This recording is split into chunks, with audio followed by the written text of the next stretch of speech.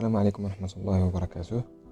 Mes chers étudiants, bienvenue dans une nouvelle vidéo dans laquelle, Inch'Allah, on va essayer de corriger notre exercice ou bien non-exercice. Les deux exercices de la page 162. On a déjà expliqué dans la vidéo précédente comment faire ou bien comment produire une hypothèse à l'aide du conditionnel.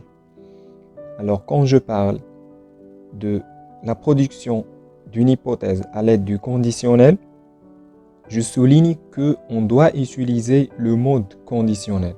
Ça veut dire que ce soit le présent ou bien le passé.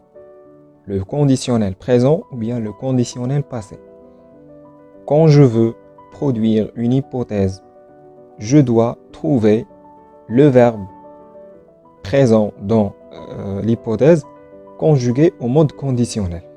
Ça ne veut pas dire que on n'a pas d'autres façons avec lesquelles on peut produire des hypothèses, oui, mais pour notre leçon ici, on va seulement se contenter de la manière avec laquelle on produit des hypothèses en utilisant le conditionnel, que ce soit présent ou bien passé. Très bien.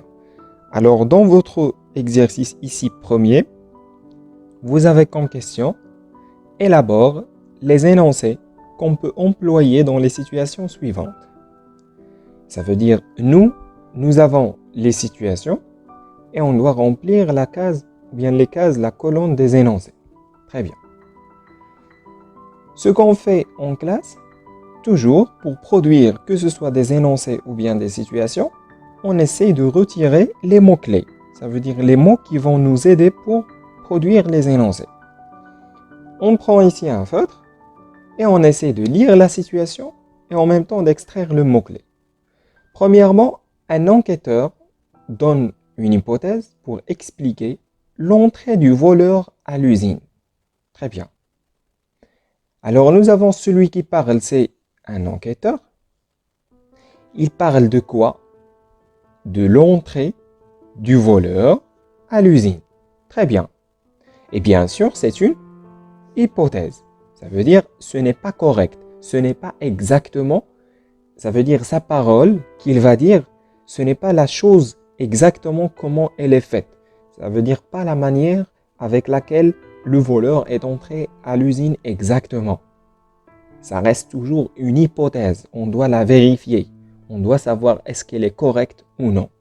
Très bien. Alors là, on va se poser à la place de l'enquêteur et on va essayer de produire un énoncé convenable avec cette situation. Très bien. Je parle ici d'un voleur qui est entré à l'usine et c'est l'enquêteur qui va parler. Qu'est-ce qu'il va dire? Le voleur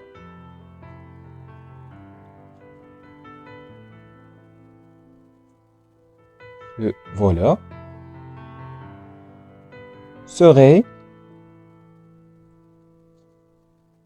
entré par la cheminée de l'usine. Très bien. Je vais vérifier est-ce que j'ai utilisé les mots-clés de la situation. Nous avons ici le voleur. Très bien. Voilà. Le voleur. On a aussi serait entré. C'est le verbe entrer au conditionnel passé. Par où? Par la cheminée de l'usine. Explique l'entrée du voleur à l'usine. Ça veut dire la manière. Comment ce voleur-là est entré à l'usine. Très bien. Alors là, j'ai un énoncé correct. Bien. Je passe aux situations suivantes. Un ancien pilote donne une hypothèse pour expliquer le crash d'un avion. Ça veut dire un avion qui est tombé. Alors, nous avons un ancien pilote donne une hypothèse pour expliquer quoi? Le crash d'un avion. Très bien. Je dois bien sûr poser ou bien donner une hypothèse convenable ici.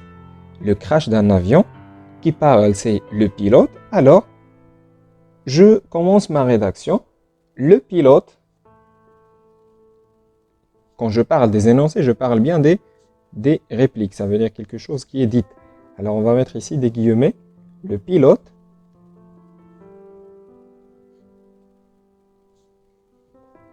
aurait perdu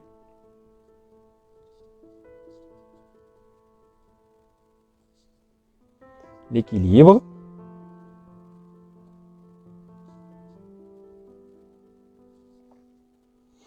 de l'avion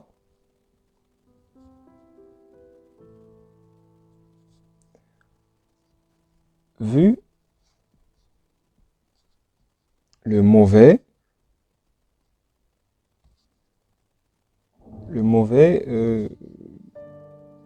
atmosphère.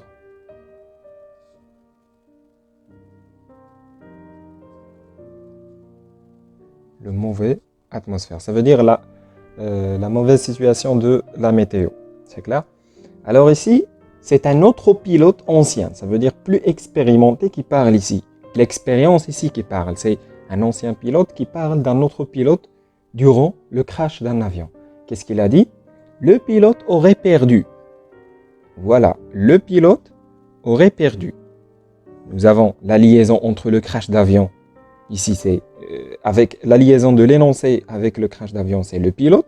Alors, voilà le pilote. Et aussi le verbe qui est conjugué, bien sûr, au conditionnel. Ici, c'est le conditionnel passé. Et la cause, voilà, pour expliquer le crash d'un avion, ça veut dire la cause du crash, c'est quoi? Il a perdu, aurait perdu l'équilibre de l'avion. Pourquoi? Vu le mauvais atmosphère. À cause du mauvais atmosphère. Très bien. Alors jusqu'à ici, j'ai donné l'hypothèse. Est-ce que c'est correct ou non? Bien sûr qu'on ne sait pas parce qu'on a utilisé le conditionnel passé. Très bien. Je ferai la même chose pour l'exercice suivant. Un journaliste donne une hypothèse pour expliquer l'effondrement d'un immeuble. Voilà. Alors, un journaliste qui parle donne une hypothèse, bien sûr, pour expliquer quoi? L'effondrement. Ça veut dire un immeuble qui est tombé. Alors, l'effondrement d'un immeuble. Très bien. Je mets encore mes guillemets ici, puisque c'est un énoncé. Et je vais faire parler le journaliste. Si vous constatez, dans toutes les situations, il y en a un qui parle. Un enquêteur ici, un ancien pilote et aussi un journaliste. C'est clair?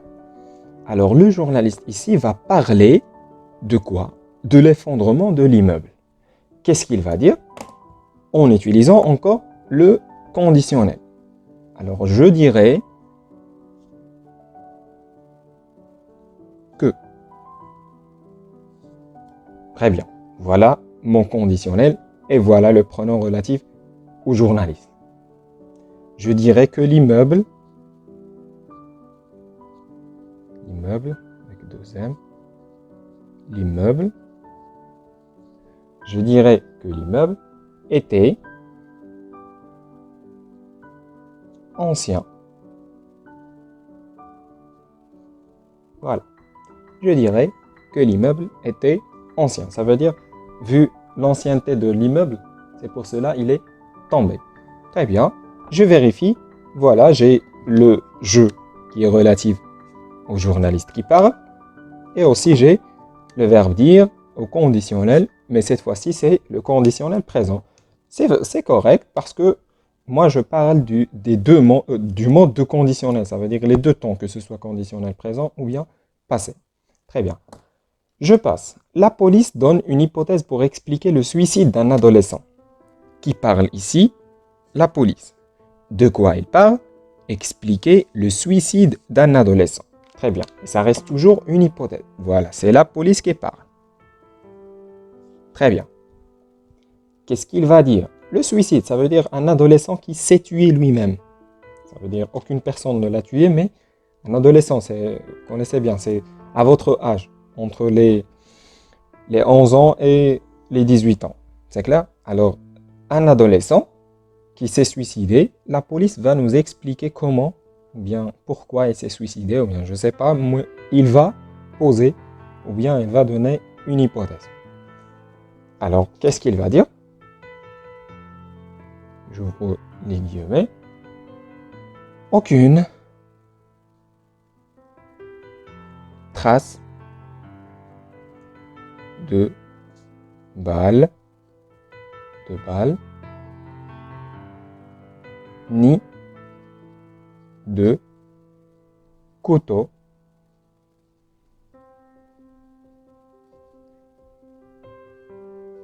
aucune trace de balle ni de couteau. Jusqu'à maintenant, j'ai rien donné comme hypothèse. Mais vu que on n'a pas de trace de balle et on n'a pas de trace de couteau, ça ne serait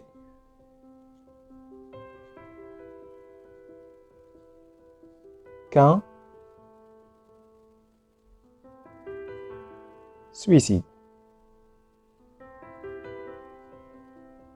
Très bien. Alors, je vérifie. Voilà mon verbe ici. Ça ne serait, c'est le verbe être au conditionnel présent. La cause, c'est aucune trace de balle ni de couteau. Et bien sûr, c'est la police qui parle. Voilà, je récapitule. J'essaie toujours, dans mes énoncés, de faire parler le personnage exact. Ça veut dire que le personnage, c'est lui-même qui parle. Ici, nous avons un enquêteur, un ancien pilote, un journaliste et la police. Je pose directement la question. Qui parle et de quoi il parle? C'est clair, parce que c'est une situation de communication. Ce n'est pas un énoncé. C'est clair? C'est une situation de communication. Déjà, j'ai quelqu'un qui parle et il parle de quelque chose, ça veut dire le message transféré, et à qui il parle. À qui il parle, c'est moi-même, c'est le lecteur, c'est clair. Mais l'essentiel, c'est de trouver qui parle et de quoi il parle. Quand je trouve qui parle, je le fais parler directement. C'est la réplique prononcée par l'enquêteur. La même chose par l'ancien pilote, le journaliste et la police. Et vu que je dois déclarer des hypothèses ici, j'utiliserai les verbes au conditionnel. Ici au conditionnel passé, conditionnel passé, conditionnel présent, conditionnel présent. Ça ne veut pas dire que ce sont les hypothèses exactes que vous allez mettre là-bas. Vous aussi, vous pouvez mettre des hypothèses exactes, mais vous devez appliquer les règles données comme les suivantes. J'espère que vous avez bien compris cet exercice. On passe au deuxième exercice. Imagine les situations dans lesquelles on peut utiliser les énoncés ci-après. Ici, c'est le contraire. J'ai les énoncés et je dois trouver les situations. Ça, c'est plus facile que le premier exercice. Alors, c'est une fuite de gaz qui l'aurait tué dans la douche. Puisque dans l'exercice avant, j'ai les situations et je cherche qui parle, maintenant, c'est moi qui va choisir quelqu'un pour le faire parler. C'est clair? Ou bien, on a déjà sa réplique, mais je dois choisir quelqu'un ici que l'auteur de cet énoncé a choisi de faire parler. C'est clair? Alors, c'est une fuite, mais avant, on doit déterminer les mots-clés, bien sûr. C'est une fuite de gaz qui l'aurait tué dans la douche. Alors ici, nous avons une fuite de gaz et nous avons la douche. Très bien, on connaît bien que on a tous des chauffe-eau dans nos maisons, que ce soit ils utilisent le gaz ou bien l'électricité, et on sait bien les accidents qui se provoquent ou bien se fait dans les douches à cause des chauffe-eau. Alors ici, à votre avis, si je vous pose la question qui va parler et dire cet énoncé-là, vous pouvez me dire un enquêteur, un détective, un médecin légiste, je ne sais pas quoi. Mais je dois mettre un personnage qui va parler et je continue ma situation. Qu'est-ce qu'il va... ou bien on a ce qu'il a dit, mais en expliquant la situation, en indiquant comment il a donné cette hypothèse. Alors on peut dire un enquêteur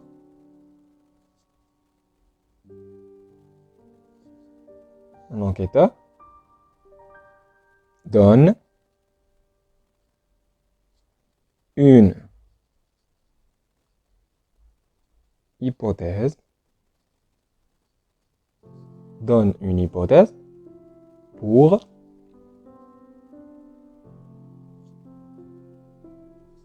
expliquer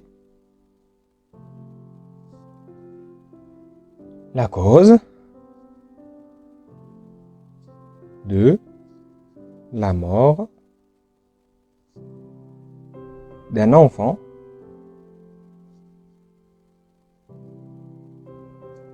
dans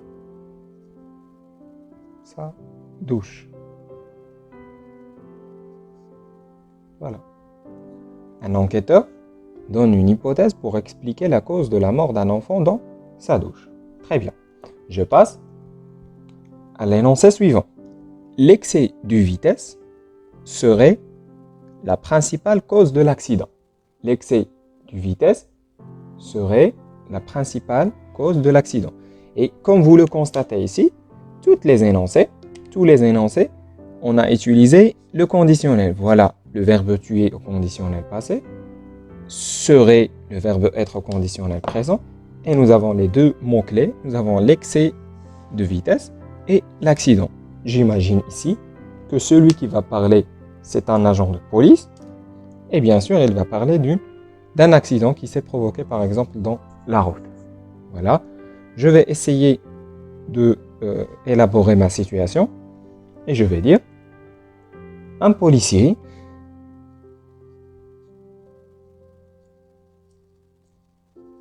de la route, donne une hypothèse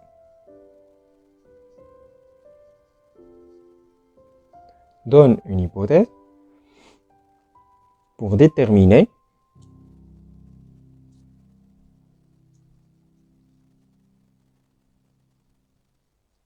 la cause d'un accident.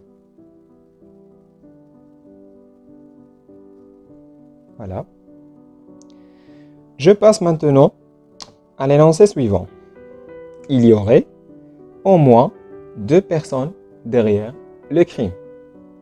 Alors nous avons le crime, j'imagine c'est un vol ou bien un crime de meurtre, et nous avons le verbe avoir au conditionnel. Alors, puisque on parle ici d'un crime, à votre avis, c'est peut-être un médecin légiste, peut-être un enquêteur, un détective, etc. Vous pouvez mettre l'énonciateur que vous voyez convenable. C'est clair? Alors, celui qui parle, un détective par exemple,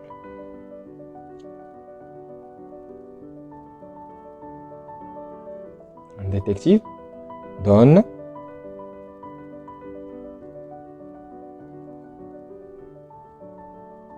une hypothèse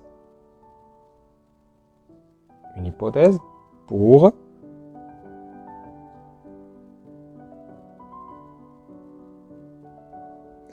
expliquer la façon avec laquelle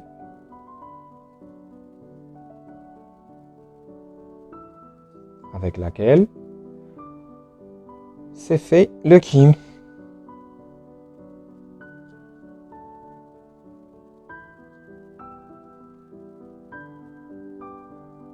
Avec laquelle s'est fait ou bien est fait, tout simplement, est fait le crime.